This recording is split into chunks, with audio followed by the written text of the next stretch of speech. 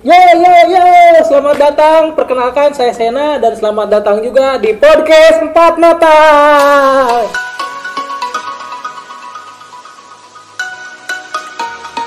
Oke, di podcast kali ini kita akan membahas hal yang cukup menarik, yaitu tentang hal yang cukup relate dengan kehidupan kita sekarang, yaitu dengan kondisi kita saat ini, yaitu pandemi COVID-19.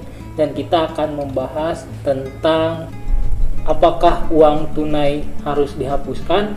Oke, pada masa pandemi saat ini, di mana kita dituntut untuk menghindari kontak langsung dengan orang lain, menjaga jarak dan melakukan banyak kegiatan dari jarak jauh, begitupun dengan transaksi keuangan. Transaksi keuangan sekarang mulai berubah polanya. Yang awalnya sudah terbiasa menggunakan uang tunai, serah terima secara langsung, dan sekarang kita dituntut dan diharuskan untuk menjaga jarak, menghindari penyebaran virus lewat uang tunai. Nah, di podcast kali ini saya kedatangan kawan-kawan saya yang berbeda pandangan tentang topik kali ini. Dari sisi yang pro dengan penghapusan uang tunai, yaitu ada Kang Rizky dan juga Kang Sladi. Selamat datang Kang di podcast Mata Empat ya.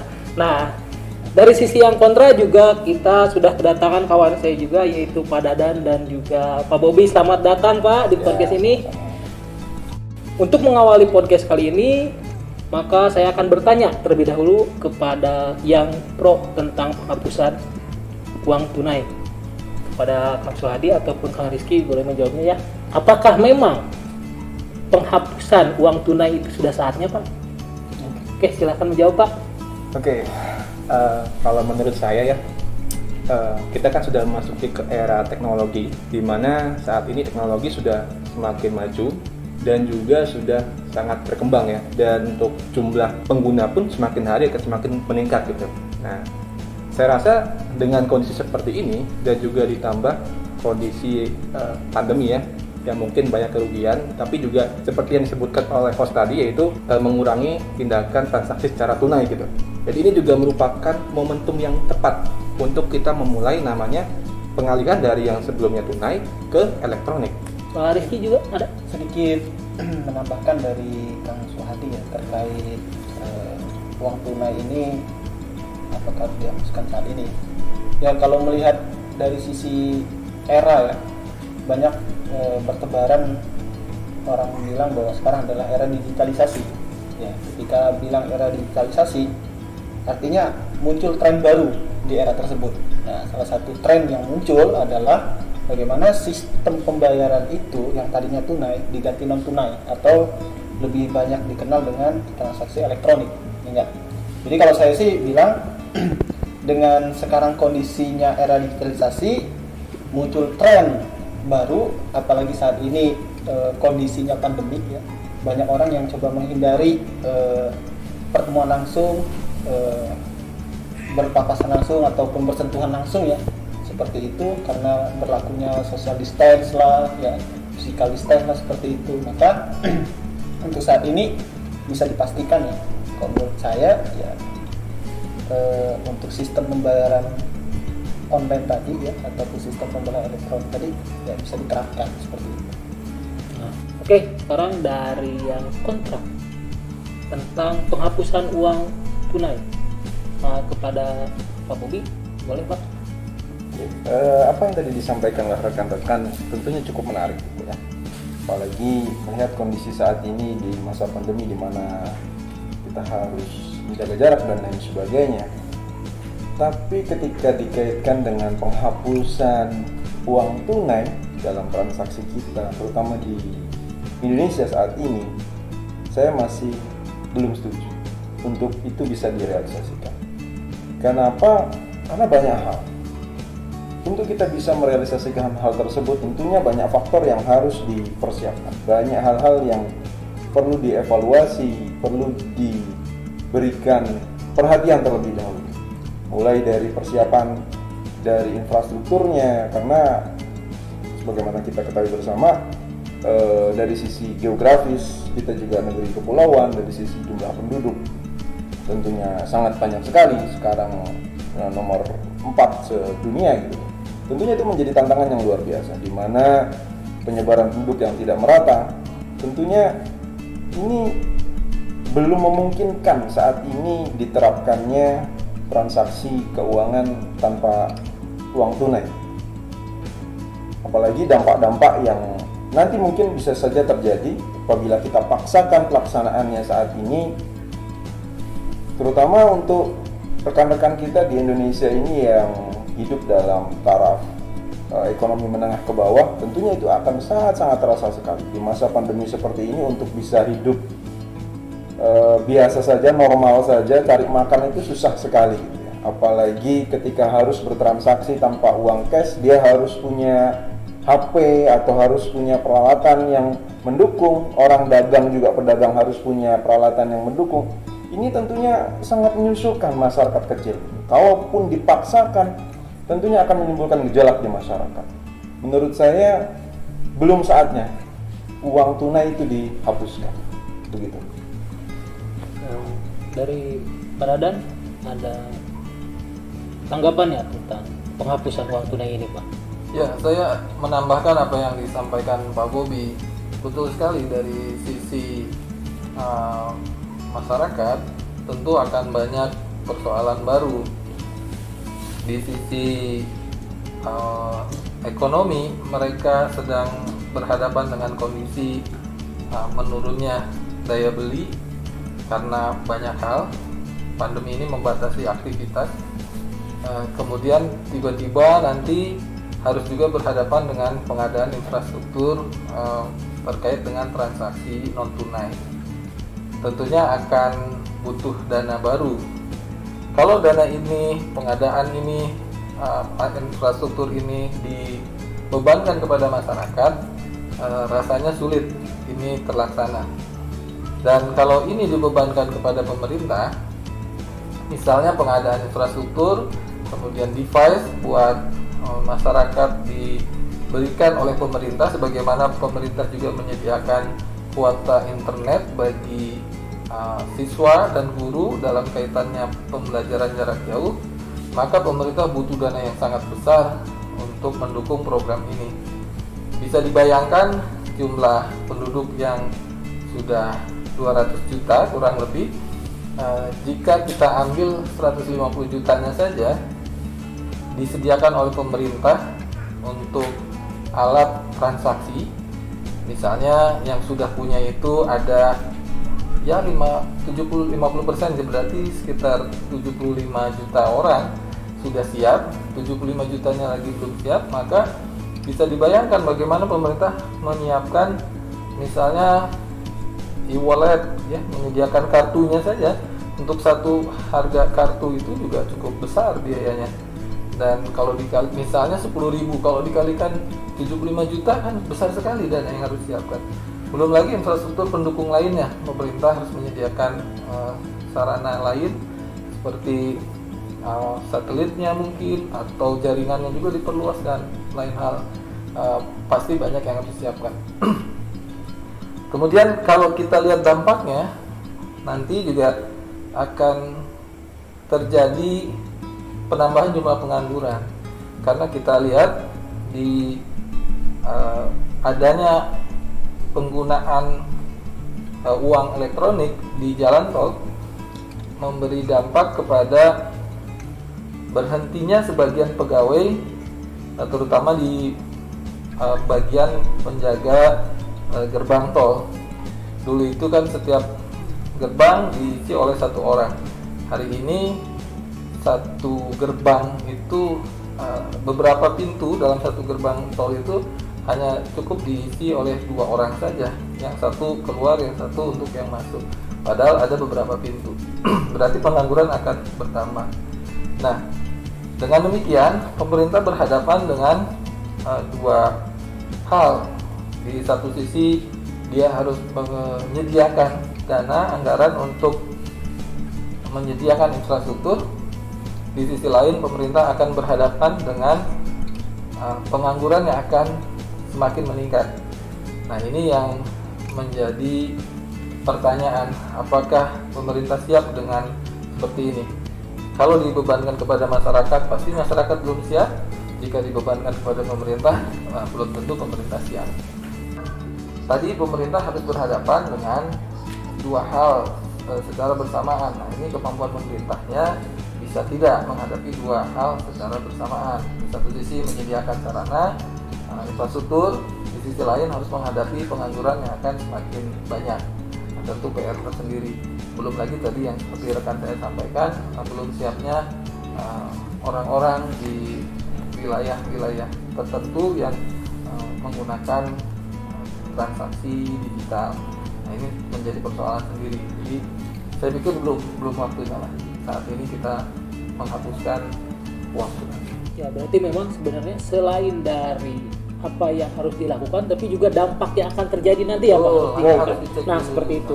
Nah, gimana menurut Pak Rizky dan juga tadi?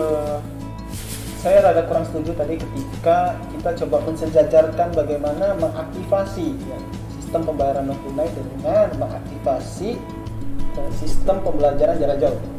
Yang perlu kita samakan adalah bagaimana action dari pengambil kebijakan ketika melakukan memutuskan sebuah kebijakan. Jadi kalau kemarin di dunia pendidikan bagaimana ketika semua tidak ada tatap muka, semuanya belajar secara online. Ya. Walaupun tadi disinggung masalah tentang cost ya ataupun effort yang besar dikeluarkan untuk melakukan aktivasi itu, ya enggak? Ya. Masalah kuota, masalah jaringan, ya enggak, dan sebagainya. Nah, untuk di sistem pembayaran non tunai atau sistem payment gateway ya, sebenarnya kan hari ini itu sudah berjalan.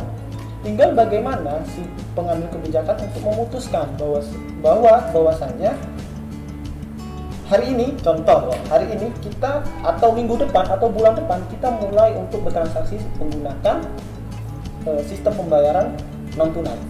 Itu saja. Masalah secara effort kalau saya lihat itu tidak terlalu besar. Contoh gini, bahkan kalau saya lihat beberapa bank itu sudah melakukan bermigrasi untuk menggunakan atau mengharuskan nasabahnya menggunakan sistem pembayaran tunai dari sisi bank ya. Belum berbicara masalah tentang provider lain yang sudah memiliki walletnya sendiri. Ya, saya tidak akan sebut mereknya. Ya. Contoh dari sisi bank, satu bank hari ini mengeluarkan QR code. Kita lihat pekan depan bank B itu sudah mengeluarkan QR code. Bank C pekan depannya lagi sudah mengeluarkan QR code. Ya enggak? Ya. Kalau dulu kita kalau mau transfer uang harus input nomor rekening, sekarang enggak. Ada QR code, scan otomatis, tinggal masukin PIN, uang tertransfer. Karena tadi di awal saya sampaikan bahwa ketika era digitalisasi kondisinya saat ini seperti ini dan kita tidak move on bahasanya ya, untuk mengikuti era itu, tinggal kita bisa mengukur ataupun bisa melihat kondisi ketika kita tidak bisa mengikuti era itu ya. Apakah semakin maju atau semakin mundur? Tapi buktinya bank melakukan hal itu. Ketika satu bank mengeluarkan QR code, semua bank ikut ya. Terus bermunculan provider e-wallet yang baru ya. Go, Po, Da ya, banyak ya enggak? Tapi mungkin Pak begini, jika misalkan memang uang elektronik harus digunakan, karena sekarang memang pada kenyataannya pada tahun 2019 Agustus itu pemakaian uang elektronik atau pembayaran non tunai itu semakin meningkat. Tapi itu pada saat uang tunai itu masih ada Pak. Uang tunai itu masih ada, dan dengan dampak-dampak yang terjadi tadi yang Pak Dadan sebutkan itu untuk mengurangi dampak yang terjadi seperti pengangguran yang makin meningkat dan sebagainya, itu bagaimana solusinya Pak? Nah, menurut saya seperti ini. Setiap keputusan atau kebijakan yang kita ambil ya, itu pasti sudah ada risiko yang akan kita tanggung. Contoh tadi ketika diambil sampling aja jalan tol ataupun minimarket, supermarket yang memiliki kasir, ketika dilakukan ataupun diaktifasi sistem pembayaran digital online ya, maka akan ada muncul pengangguran yang baru. Ya, sebenarnya kan isu seperti itu adalah isu lama. Ataupun ini sebenarnya kalaupun mau kita perbaharui adalah bagaimana menciptakan ya profesi baru. Menurut saya seperti itu.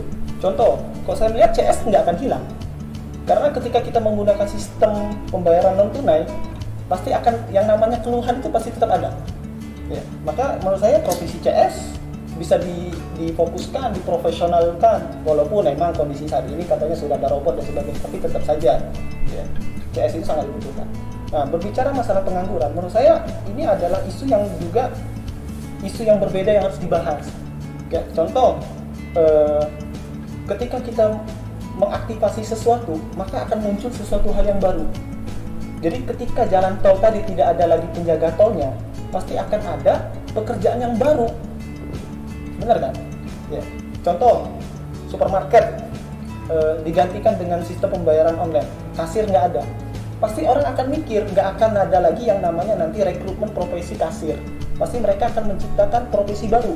Apa sih yang lagi ngetren di era digitalisasi? Contoh, era digitalisasi sampai saat ini yang masih terkenal, yang masih ngetren adalah digital marketing.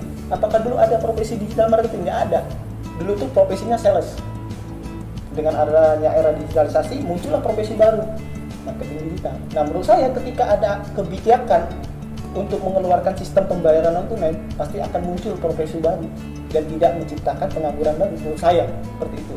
Bisa jadi menciptakan ataupun programmer yang handal, security yang handal untuk menjaga keamanan. Menurut saya seperti itu.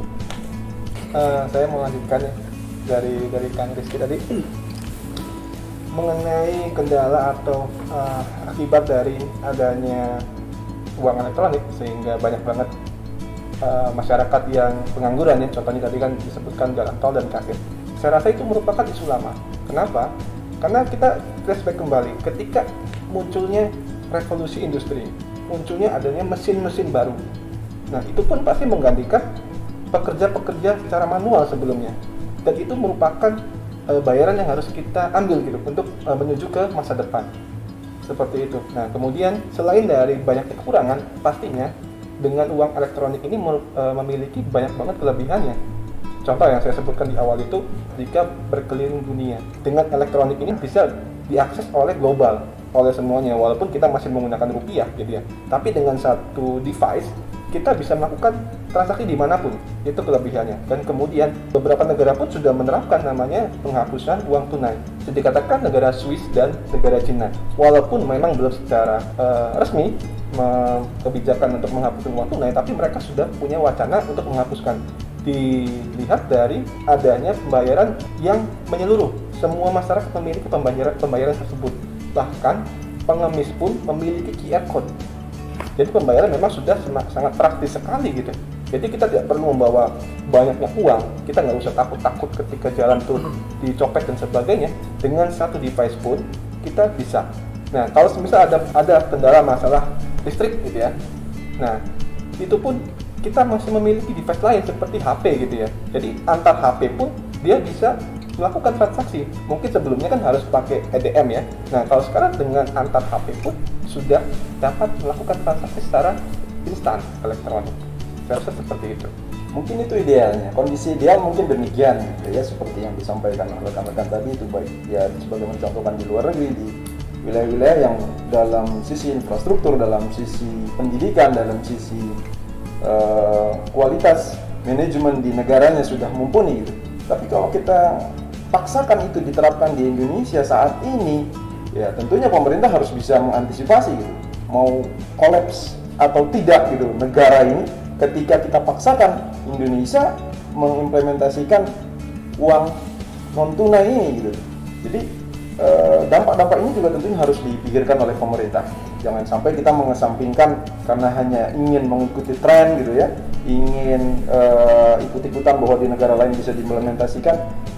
Yang pasti Indonesia berbeda dengan negara-negara yang lain. Dari sisi jumlah penduduk saja sekarang nomor 4 terbanyak di seluruh dunia, tentu itu juga menjadi tantangan luar biasa. Belum lagi dari sisi geografis yang berjauhan, tentunya itu menjadi tantangan buat pemerintah bagaimana caranya mengamankan, membangun dulu jaring pengaman gitu kan. Kalau itu semua belum disiapkan oleh pemerintah, menurut saya belum saatnya pemerintah atau belum saatnya uang non tunai itu diterapkan secara masif atau dihapuskan. Uang tunai ini dihapuskan, belum saatnya lagi-lagi.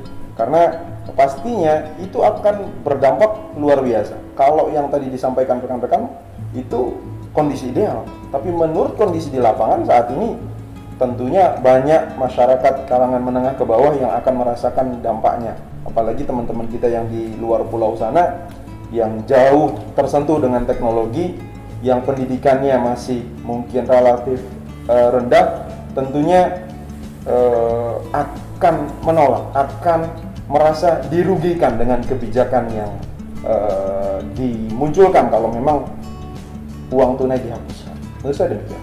Saya nambahin juga, tadi yang saya bahas adalah kesiapan pemerintahnya ketika ada pengangguran baru, gitu, bukan pada adanya profesi baru setelah profesi yang lama hilang. Kalau itu nggak ada masalah. Tetapi yang jadi masalah kesiapan pemerintah ketika ada pengangguran yang meningkat. Tentunya akan muncul biaya baru bagi pemerintah. Contoh yang sekarang ini, pemerintah mengeluarkan bantuan langsung tunai. Berarti kan pemerintah menyediakan anggaran lagi buat orang-orang yang masuk ke kategori miskin atau hampir miskin, dengan kategori tersendiri. Nah, ini yang nanti hitungannya seperti apa pemerintah, siapkah pemerintah dengan itu semua? Nah, kalau masalah profesi baru itu wajar secara alamiah, ketika satu profesi nggak ada muncul profesi baru wajar. Tapi ketika kehilangan profesi itu nggak mungkin otomatis yang nganggur itu langsung berubah profesinya dengan penghasilan yang sama sebagaimana dia bekerja sebelumnya. Nah, ini yang saya maksud bahwa kesiapan pemerintah menyediakan anggaran untuk infrastruktur, juga penyediaan anggaran untuk menanggulangi pengangguran yang semakin masif. Sekarang kan sampai pemerintah menyediakan kartu prakerja. Itu kan maksudnya untuk menanggulangi orang-orang yang tidak memiliki pekerjaan dari dampak proses yang diambil oleh pemerintah mengambil kebijakan. Nah, sehingga pemerintah butuh anggaran yang luar biasa besar. Nah, dengan adanya seperti itu nanti muncul lagi anggaran yang lain. Maka proses pembangunan di Indonesia akan terganggu gara-gara dananya, anggarannya itu dialokasikan untuk yang tadi. Belum lagi dikorupsi ya Pak ya? Belum lagi dikorupsi. Itu satu hal yang memang berat yang akan kita hadapi. Itu satu sisi. Hal lain yang menarik juga terkait tadi yang disampaikan dari rekan-rekan yang setuju uang tunai dihapuskan, bahwa ada contoh dari negara-negara luar yang sudah akan menggunakan transaksi non tunai. Ya, seperti tadi rekan saya sampaikan, memang kita sangat beda dengan mereka. Mereka sudah memulainya sejak lama, proses itu. Teknologi juga sudah lama mereka kenalkan kepada masyarakatnya. Kita ini literasi teknologi itu masih jauh, ya, belum menjangkau ke wilayah-wilayah yang ada di seluruh pelosok Indonesia, gitu ya. Jadi baru di daerah-daerah tertentu. Nah, ini mungkin yang akan menjadi hambatan. Dan sekali lagi, untuk transaksi tunai masih sangat dibutuhkan oleh kita. Ya, saya pikirin nanti saya bingung ya, ngasih uang saku sama anak saya. Itu kalau saya mau ngasih uang saku gimana caranya ya? Mau jajan cireng susah Pak. Gimana ya? Susah jajan cireng ya. Tinggal scan QR code aja. Mungkin SD. nanti di masa depan Pak tukang cireng pun ada QR code Pak. Iya, di masa depan. Bukan saat ini. Saat ini belum siap Contohnya, gitu. di negara Cina pengemis pun sudah pakai QR code. Ya itu di contohnya Cina seperti loh itu. Pak. Nah, Indonesia berbeda. Kalau Cina itu satu wilayah gitu tuh, satu cakupan. Indonesia ini jauh sekali. Kita mau dari Aceh ke Merauke saja itu sama saja dari Jakarta ke Abu Dhabi gitu kan. Jadi tentunya tantangannya berbeda menurut saya. Gitu. Oke, kalau menurut saya persiapan itu penting ya. Otomatis persiapan itu penting. Tapi apa bedanya negara kita dengan negara lain gitu kan? Sama-sama memiliki masyarakat, sama-sama memiliki SDM, dan memiliki juga pemimpin yang memiliki keputusan gitu, kebijakan keputusan. Itu menurut saya sama-sama seperti itu. Walaupun memang kondisi kita tertinggal, tapi apa yang membedakan kita dengan mereka gitu. Nah, kemudian untuk masalah switch itu sudah memulai dari dulu. Nah, kita mulai dari kapan? Justru dari sekarang kita mulai untuk menerapkan namanya pembayaran elektronik gitu. Untuk soal merata, itu kita akan berproses nantinya. Yang penting dari sekarang kita memulai gimana caranya untuk melakukan atau mengefektifkan pembayaran melalui elektronik gitu. Karena kembali lagi tadi berbicara masalah korupsi ya. Nah, ini juga kelebihan dari uang elektronik gitu. Dengan adanya elektronik, semua transaksi itu akan tercatat, rekodnya akan ada di histori. Tidak bisa tiba-tiba uang hilang itu tidak bisa, karena semuanya di data semuanya ya. Sehingga ini juga merupakan salah satu solusi untuk menghilangkan atau mungkin memangkas kesempatan untuk berkorupsi. Jadi itu merupakan kelebihan dari uang elektronik kalau menurut saya gitu ya. Jangan salah, transaksi non tunai itu, apalagi tadi disinggung menggunakan semuanya transaksi menggunakan elektronik. Contoh yang pernah kita alami adalah beberapa bank dibobol oleh karyawannya sendiri atau oleh orang pihak luar yang bisa mengakses database punya bank. Dia hanya mengambil Rp1 dari setiap rekening, kemudian dia kumpulkan, karena pemilik rekening di bank itu jutaan, jadi kalau Rp1 kali jutaan ya angkanya jadi besar. Nah, itu adalah kenyataan yang dihadapi, dan bank dengan teknologi yang segitu hebatnya masih bisa dibobol. Bank mana yang tidak pernah dibobol? Kita bisa mendengar banyak bank yang kena, yang bank yang terkenal, bank yang besar tetap bisa kena masalah korupsi tadi oleh pihak internalnya, karena dia tinggal memindahkan dari satu rekening ke rekening yang lain. Nah, ini juga kendala buat kita kalau dari transaksi elektronik. Oke, nah itu juga kembali lagi menanggapi dari yang Pak Dadan gitu ya. Kembali lagi, kalau elektronik itu kelebihannya adalah di data. Oke, data itu merupakan keunggulan yang paling menguntungkan untuk elektronik.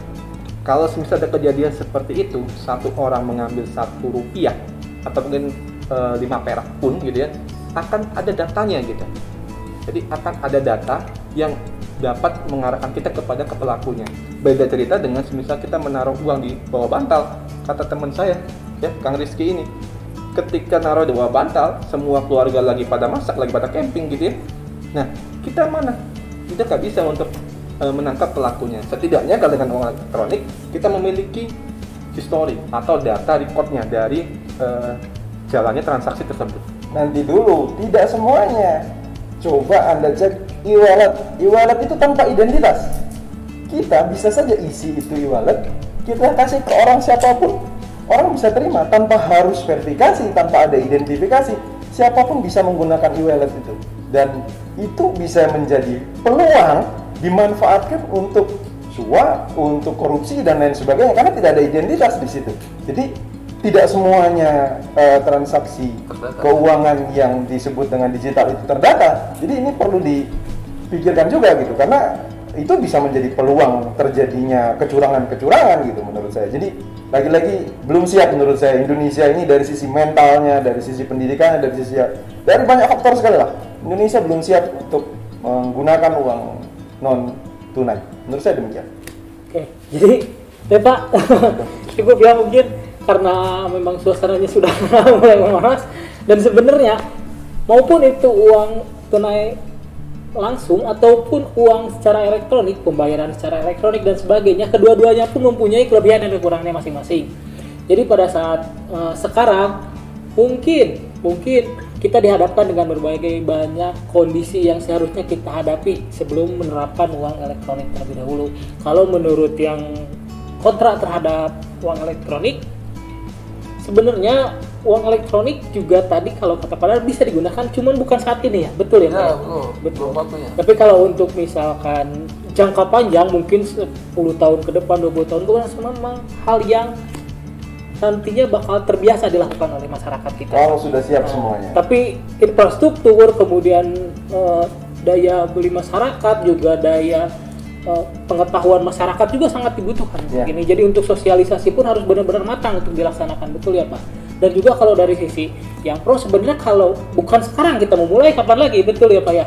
Kalau misalkan negara-negara lain saja sudah memulai dari dulu, kalau kita tidak memulai dari sekarang, malah kita akan ketinggalan. Seperti itu ya Pak. Terima kasih kepada teman-teman saya yang sudah datang ke podcast kali ini, kepada Pak Suhadi, juga Rizky, juga Pak Dadan, juga Pak Bobi. Terima kasih Pak.